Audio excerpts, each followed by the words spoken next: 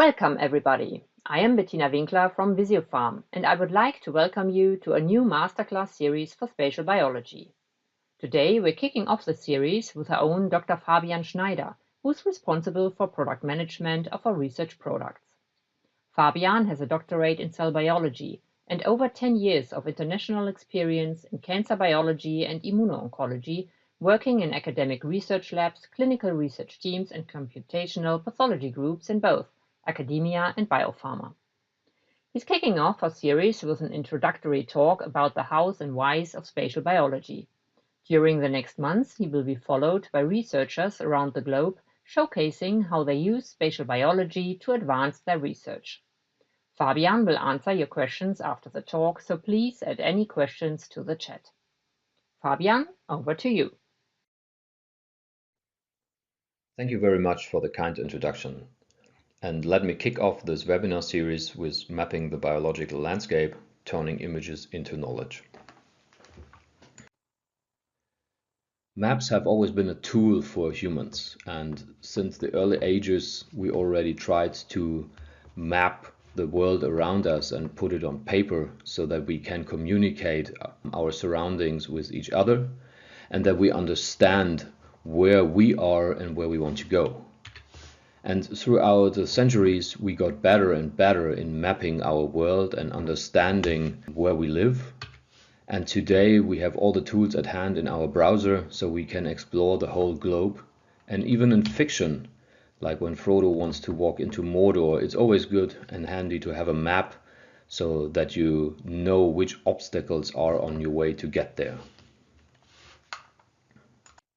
Frodo and the Fellowship of the Rings would have been really happy to have an interactive map of Middle-earth as we have today, with a lot of annotations by users and giving a rating of sites so they could evade some dangers to get rid of the One Ring at Mount Doom in Mordor. We could use tools today to just throw in digital dart and see where it has landed. Let's assume we want to plan a trip towards where our dart has landed. Now we know this is in Northern Europe, this is in Denmark, close to Copenhagen.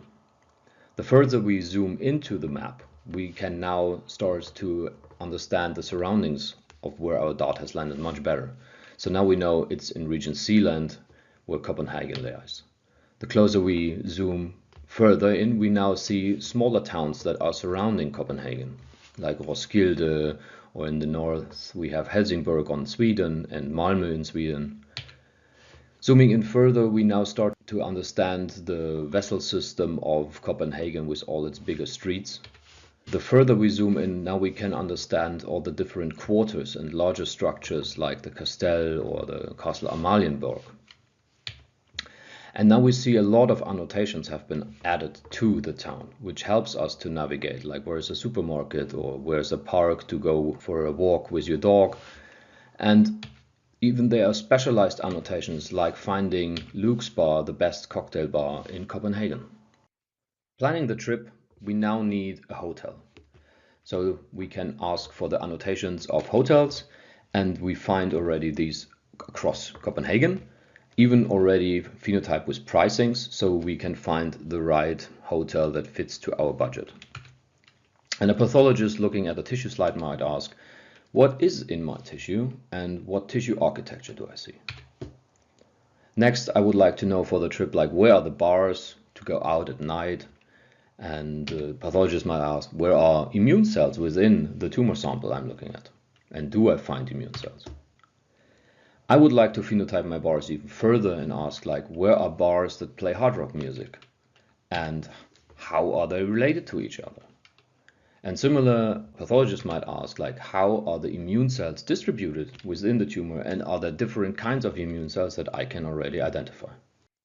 So working with maps and tissue samples is very similar, and we are trying to understand patterns in terrestrial as well as in tissue images. So if you review the location of the town, this is similar to a slide overview you have to do as a pathologist and a biologist in the beginning when you look at your sample. We can also look at building densities per area if you're interested, for example, in where to buy a house. and this is similar to the overall cellular content. And we can also correlate the housings to where do the most people live, and this is similar to, for example, where are tumor nests and where are dense regions of cells. Looking at the tissue slide, pathologists can easily identify a lot of structures like lobules or adipose tissues. We can see stroma, blood vessels are easily to be identified, and also tumor tissue. At high magnification, we can see single cell objects within the H&E slide. And now we can already, based on the shape and the morphology of these cells and the staining patterns, we can already identify several cells. So we can identify lymphocytes based on their high intensity for hematoxylin and their roundness. We can identify the elongated nuclei of endothelial cells around lumen. We could see collagen fibers in the stroma, and we can identify cancer cells. But one does not simply identify cell types and their functional states with high confidence on an H&E slide without biomarkers, so we need multiplexing. So spatial analysis in general is a data analysis that deals with data that are geographical and have a spatial component like an XY coordinate. It involves the use of statistical and computational techniques to study patterns and relationships in data. Spatial analysis helps you to uncover location-based insights and by overlaying maps with layer locations and business data, similar to annotations. And examples are geodata such as our Google Street View, the map example I gave, like with satellite images, GPS coordinates we all use to share locations where we are so we can find each other more easy. And when we combine all of the views that I've shown before and you analyze town districts or maps, then you're already multiplexing in your daily life. When we look at these two images, they could both come from a satellite. But the right one is a multiplex IF image of a tissue section, and the left one is a region segmented and compartmentalized satellite image of woodlands and agricultural areas of Earth. And there we already see that these two are very similar and that we can apply the same techniques on both modalities. The success of cancer immunotherapy has given a boost for spatial biology analysis. The breakthrough designation of the cancer immunotherapy by Science in 2014 has already led to a rapid growth in the field. And now a lot of these very nice images are on the cover pages of various high-ranking journals. But still, the analysis of the samples is varying a lot. Spatial biology analysis has a variety of things that are associated with it and that come to mind. There is multiomics, there is cellular neighborhoods, there is immunofluorescence, RNA transcriptomics, we have single cell, but we also have phenotyping, and a lot of brands and assays are coming to mind. The tissue samples can be analyzed by various methods of molecular analysis, like we can dissolve the whole tumor and look at the bulk RNA sequencing data. We can also dissolve the tumor and look at the single cell RNA sequencing data. Or we use classical pathology, histopathology, and look at spatial proteomics and transcriptomics on thin cut sections, which is completely different to the single cell analysis that can be acquired in FACS analysis or RNA sequencing of single cell data, because we are looking only at parts of a cell in a section, as most cells have a diameter of around 10 micron. The data are also quite different that we get out of these sample preparations. In bulk RNA sequencing, we look at the gene expression counts per sample, while in the single cell RNA sequencing, we get single cell data. And in the spatial proteomics and transcriptomics on slides, we add to this per cell expression count data, we also add the two-dimensional XY coordinates. And this gives us advantage over the other two methods, because now we can study also the tissue architecture and the cell-cell communications, which is not possible in single RNA sequencing or bulk RNA sequencing. With today's assays and also hardware, we can now also start to combine spatial omics data like transcriptomics and proteomics for advanced tissue insights. To combine the data on a cellular level, you need to co-register these different modalities, like here in H&E with the Geomics DSP-IF image.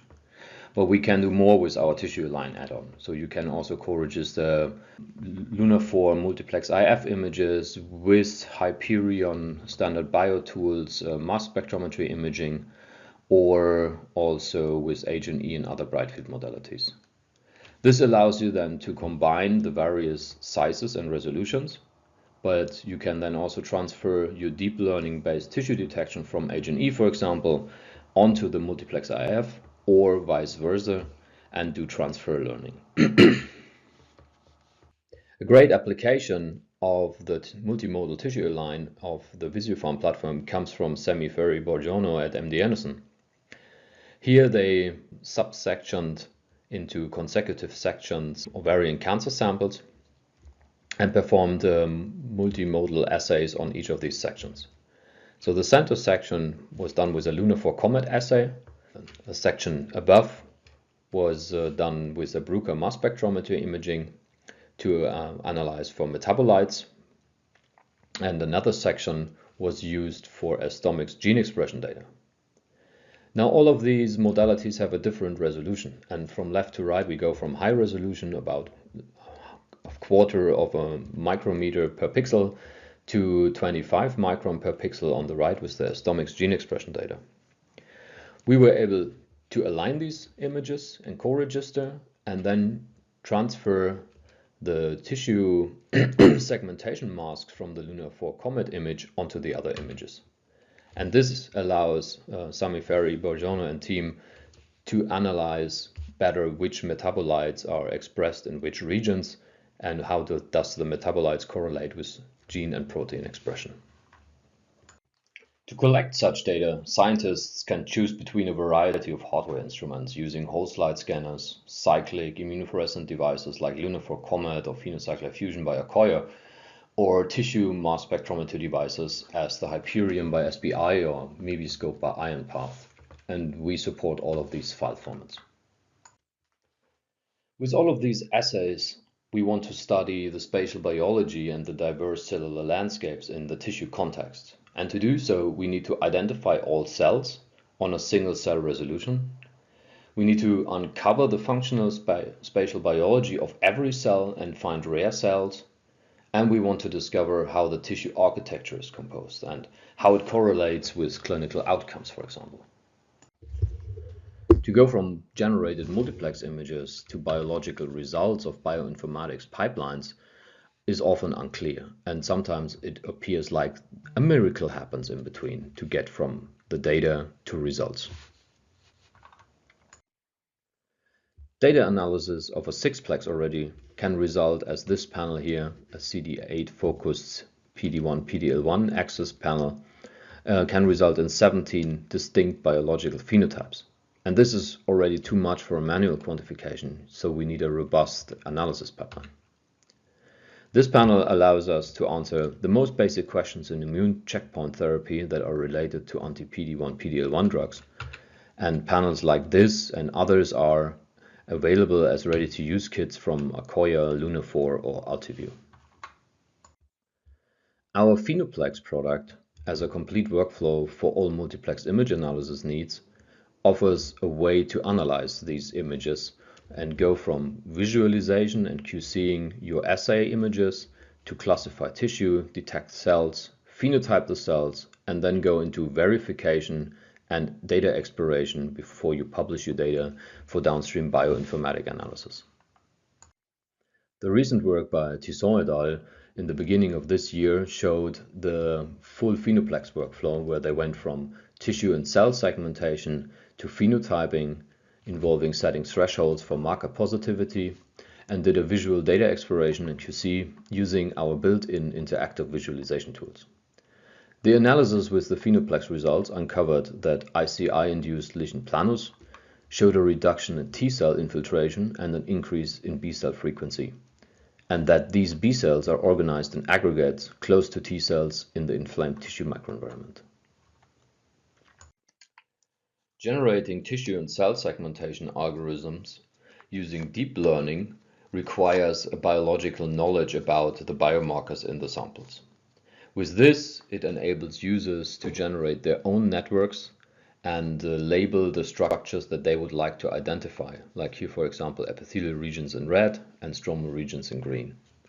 You then, when ready with all the labels, train the networks to identify features and rules underneath these labels to automatically identify these regions once ready, and then you can apply these networks to other samples and identify epithelial and stromal regions. After the regional segmentation into biological relevant compartments like epithelium and stroma, you then need to detect the cell objects. And this can be done using our ready-to-use algorithms that use DNA stains like DAPI or iridium channels for the IMC images of the Hyperion XTI. If these ready-to-use algorithms are not performing as accurately as needed for your tissue samples, you can expand the training so it covers the specific cell types of your samples. The current cell segmentation algorithms can be expanded. For example, if you are interested in the macrophage population here shown in pink, and our cell segmentation does not pick up these objects accurately enough, you can include this channel into your training and then get to a much better and more accurate cell segmentation results of these cells and even other cells. After you have detected all your cells, the next step is phenotyping. And phenotyping is basically you are looking at all of your cells. Here it's cats, and you want to identify their different shapes and flavors of the fur patterns. With cells, this looks a bit different. We identify the white cat as the nucleus, and then we add the biomarker information of these different objects, like CD3, keratin, and there should be also mutually exclusive, like keratin and CD3 double positives should not exist. There are several methods how to get to phenotypes, and we have two supervised phenotyping methods in our platform. One's change by intensity and a deep learning based cell classification option. The intensity thresholding has the advantage that it's very fast to generate biomarker positivity and can be used very intuitively by our scientists. The disadvantage is that with mean intensity of the objects or the object compartment, the results can become incorrect with non-accurate cell segmentation results, as with when the cells in the tissue are overlapping. With deep learning networks, you have the advantage that the training becomes more robust in the network, and it can deal with the variants like cell size, shapes, the autofluorescence, distributions, and also intensity variations. The disadvantage is that here you have to add additional work to label the input data for the networks for all the different biomarkers, and it's more runtime intense. Here I focus on the interactive gating workflow, which allows for a fast and intuitive supervision of cellular phenotyping. Each biomarker channel can be gated in a histogram, and all changes in the histogram are visualized on the images on the left. You can then also switch on your tissue segmentation to identify where are these cells located within the tissue. If you zoom in, you then can see that it has identified the sign positive CD8s in most of these samples correctly, while in the top left one it's also identifying background positive epithelial cells. By changing the gate for this sample, we can then identify only the CD8 positive objects and get rid of the background noise in the epithelial region. To verify and QC the results that you have generated from the gating step, the co-occurrence matrix is a great tool to trust your results. Here you can review each biomarker as a column and a row, and immediately identify co-occurrence. This matrix is fully interactive. By clicking on a field like here for CD14 and PDL1, for PDL1 expressing monocytes, we can then see all of these double positive objects within the images as yellow dot overlays. And if we remove here the tissue segmentation layer, we can then identify if all of these objects that are positive are truly positive for CD14 in cyan and PDL1 in pink. And if we are not happy with the result, we can go back to the gating step and adjust gates accordingly. Here are several results about different cell populations within the matrix. So here we are looking also at CD3, CD8 double positives.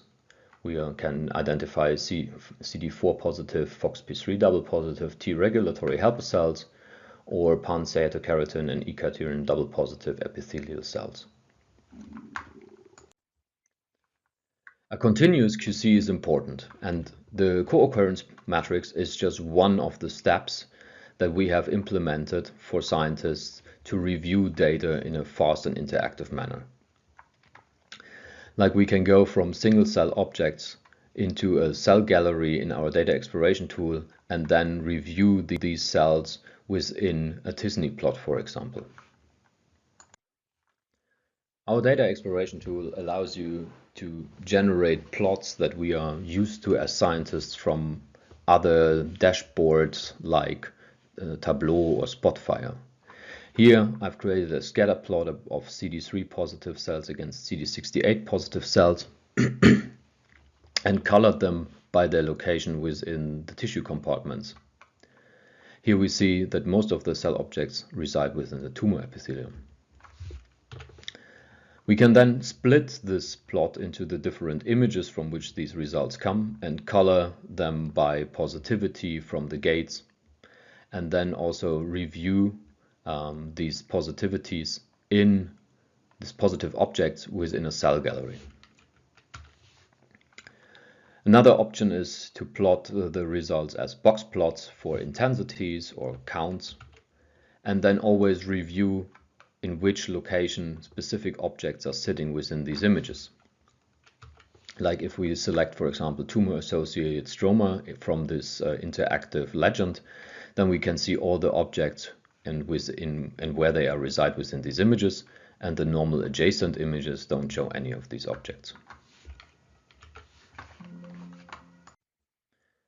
A great option to explore the data further is to plot all your single cell object data into a t-SNE plot, and then interrogate the clusters with the phenotypes that you have generated from your gating. So we can color the t-SNE also, like here for CD8, and identify clusters of CD8 populations. Like we have this large CD8 cluster here, and we have other clusters here and here, and this cluster, for example, is of interest, and you can then select these objects, and if you have selected them, they are highlighted in an object gallery, and all the negative ones are shown with a white frame, and our positive CD8 population cluster objects are shown with this green frame. CD8 was shown for expression in green here. The interactive t-SNE allows you also to zoom in and get more granular view on the data, and always all selected objects are shown within the tissue compartments, and you can then identify their distribution within the tissue and understand biology. A great way to interrogate the t-SNE plots even further is to split their view into subplots. Like here I split them by the different tissue segmentations, like lymph cell clusters, tumor epithelium, tumor-associated stroma.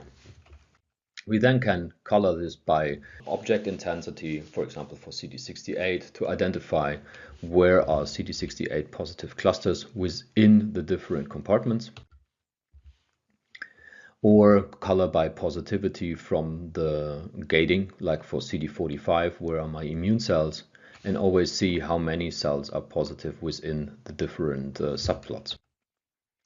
We can then drill these positivities down here into CD4 45 CD3, CD8 triple positive cytotoxic T cell population. Once you have generated all phenotypes and saved the result, you can go to the next step and interrogating the spatial neighborhood analysis. Neighborhood analysis comes in various flavors. You can do a true neighborhood analysis, which all require that the cell objects are phenotyped. In the paper from 2020 by Schürch et al., they have identified 28 original cell types and then checked their frequencies within a specific neighborhood and identified therefore cellular neighborhood clusters, which they then applied to all the images to identify the composition of the tissues. Another way is to identify direct cell-cell pairs by looking at two different populations, here HL1 positive tumor cells and CD3 positive T cells as red stars, and define a specific radius and then quantify how many cells are within that given radius around a target cell. The workflow that we are aiming for is similar as the Wachol et al. Pipeline, in which every cell is analyzed for their surroundings and quantifies the cell types around them.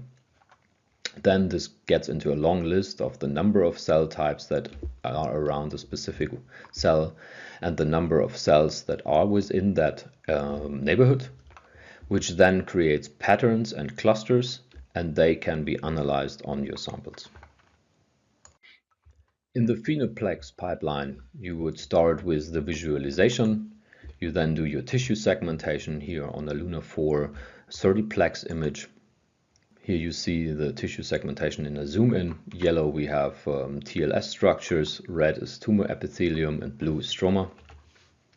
We segment the cells, we phenotype all the cells and can visualize the various phenotypes as overlays on the images. Once you have phenotyped all your objects, we can now start to interrogate the proximity analysis of several cell populations, like here the pair cytotoxic T cells as CD3, CD8 double positives and neighbors as tumor cells as E-cadherin positive cells. And we wanted to know in the distance of 5 micrometer around the CD3, CD8 positive cells, how many E-cadherin positive cells do we find? And we do not only get that as a quantification result, but we also can zoom in and identify patterns within this tumor. Like in the upper part of this tumor, we have a massive invasion of CD3, CD8s towards the E-cadherin positive tumor cells, while in the lower part, this is reduced. The proximity analysis allows you for a full flexibility to ask different distance bands. For example, here we are looking at a CD3, CD8 double positive cytotoxic T cell target cell, and we wanted to know how many CD163 positive PD-L1 double positive M2 macrophages do we find within either the direct vicinity of 1 to 5 micron or further away between 6 to 30 micron around these cells. And we see that these touching cells are at the tumor front mostly, and we find most of these CD163 PD-L1 double positive cells within the tumor invasive front. The full proximity analysis was put together just before AACR as a poster of one of our beta testers, Janusz Franco-Baraza, and he is in the lab of Edna Kukierman, and they are interested in tumor-promoting cancer-associated fibroblasts in pancreatic ductal adenocarcinoma. So they stained the TMA of normal and cancer TMA cores with a high-plex Luna 4 assay.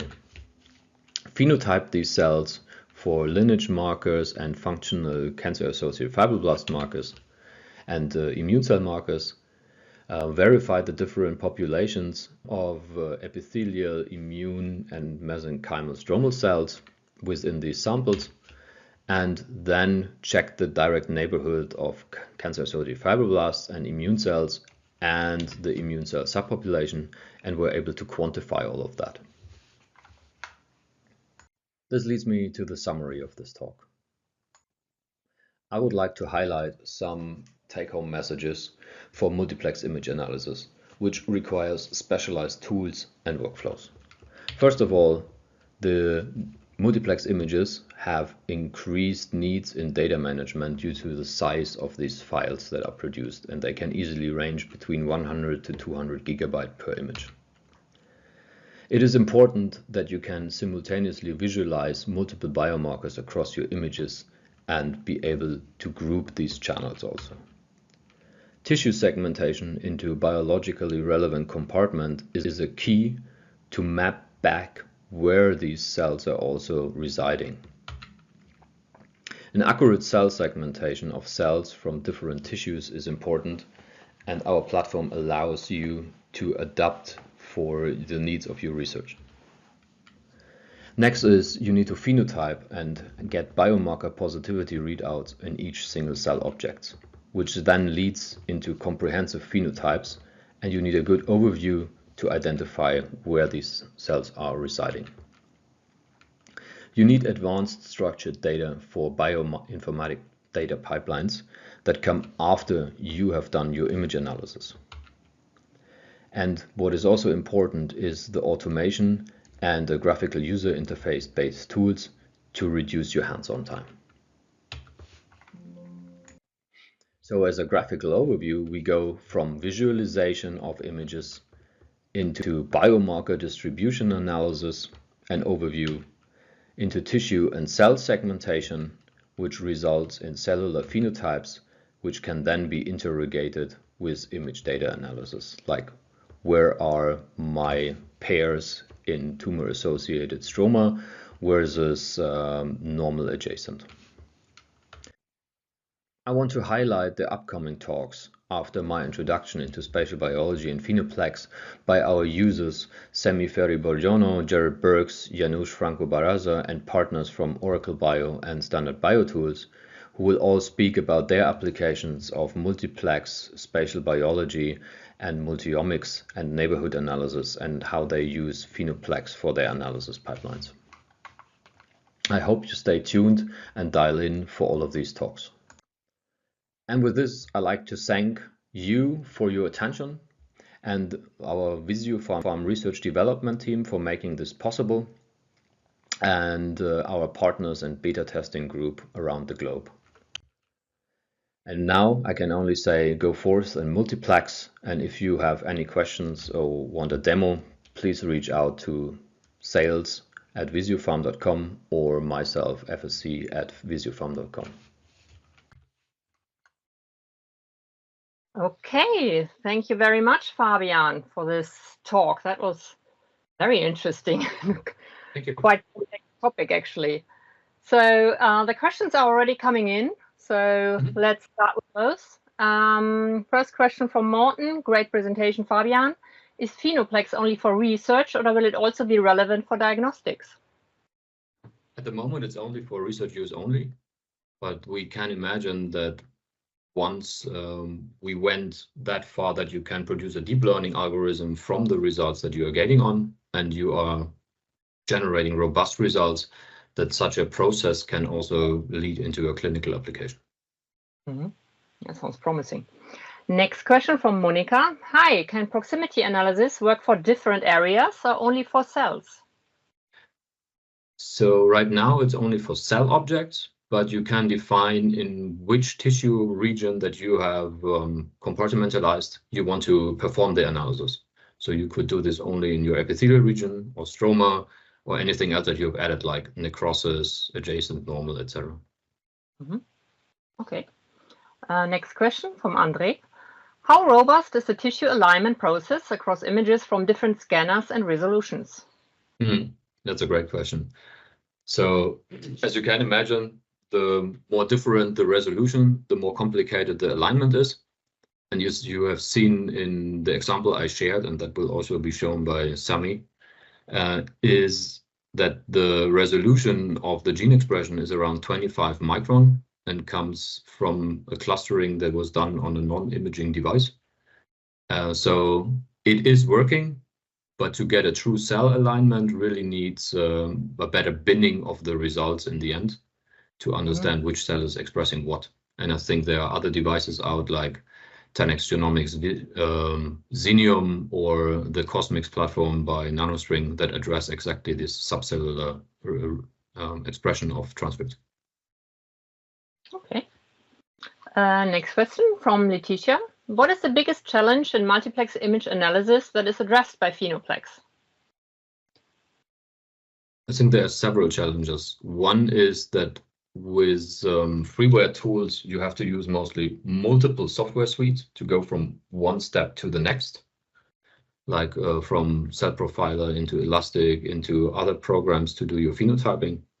And you have to do a lot of saving steps and loading steps. And this is definitely not the case with our platform. You have one platform to rule them all. And the other thing what we address is the deep learning based cell and tissue segmentation, so that you get to very robust results that you are happy with, so that you can make a fast phenotyping with our workflow. Okay. Next question from Jakob.